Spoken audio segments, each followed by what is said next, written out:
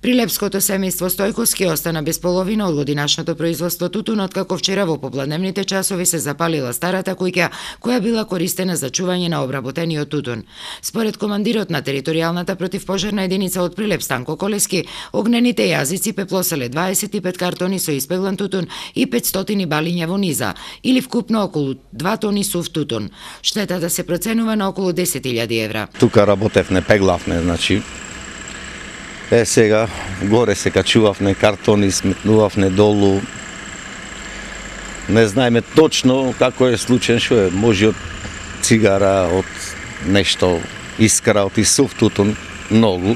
И своем тутунов систем за наводнување околу 7000 метра изгорен, црева за наводнување доста во должина, да речеме, не знам колку, неколку 600-700 метра црева.